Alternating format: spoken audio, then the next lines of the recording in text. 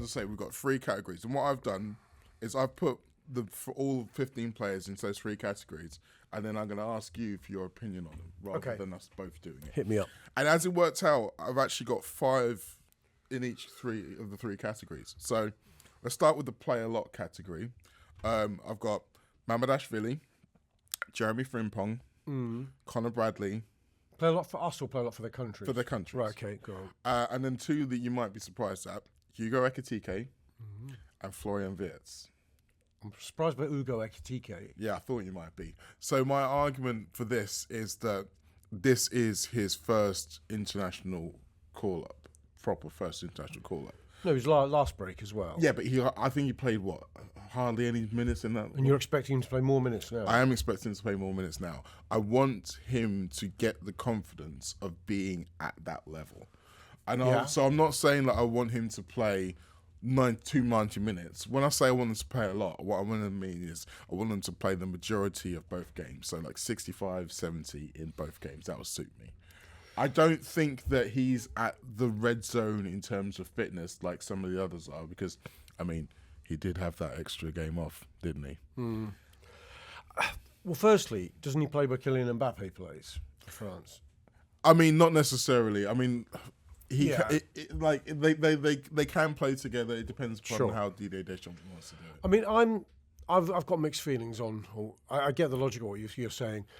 I'd like Hugo Ekitike and Isak to be lining up in the same Liverpool team together quite a lot after the international break. That's what I'd like to see, because I think they're our best 2 attackers at the moment. Well, plus Florian Wirtz.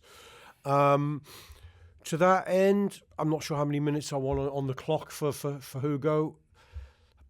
Yeah, I suppose if you're saying give him 65 minutes, I'd quite like him to maybe start one and get an hour and come on for 30 in the other. Can we compromise on that, Mo? Yeah, okay. Just don't get injured. I mean, really, the less kicking of a ball they do, the safer it is for all concerned. Yeah. But I take your point about the confidence. I think that's important. Yeah, I do. Yeah, I mean, who are the French playing Azerbaijan and who else? Let me just consult my list. Azerbaijan and Iceland.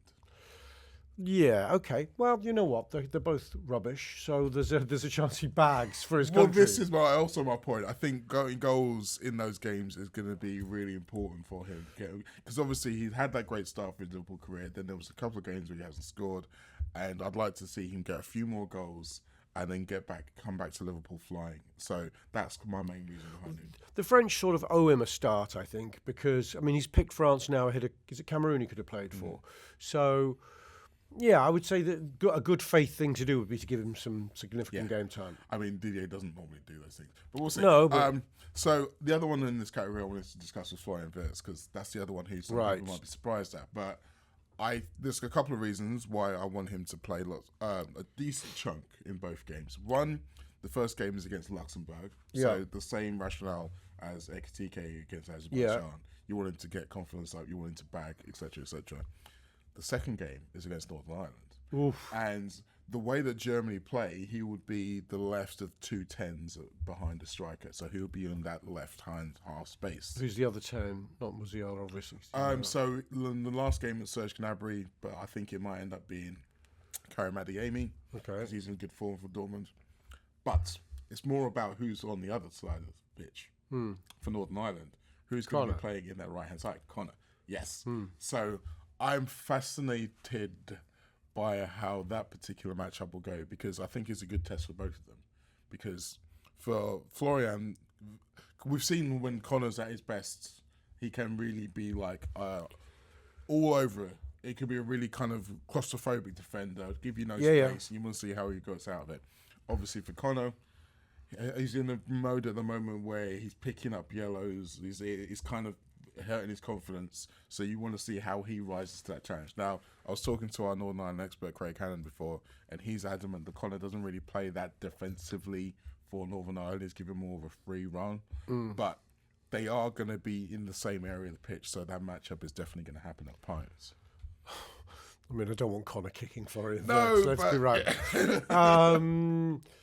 Yeah, look, it's an interesting game for both of them. Germany will consider Northern Ireland the harder game, obviously. And it'd be nice for Florian Wirtz to get on the score sheet. I mean, it'd be a while since he scored in open play for anyone. Scored the free kick for Germany last time out. I mean, he's getting, for my money, getting better and better for Liverpool. It's just a matter of toughening up for the Premier League.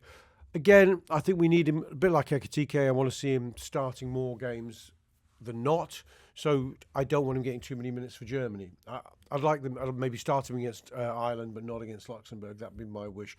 Conor Bradley, that's a difficult one. I mean, he also is getting some serious minutes, and he's an injury-prone player, so I'm not sure I want him to play start two, but he will. But this is the thing, right? And this is the fundamental thing that runs through all of this, is that if you've got players who aren't at their peak fitness at this stage in the season... Yeah, do you want them to go? I think playing more helps them than playing less.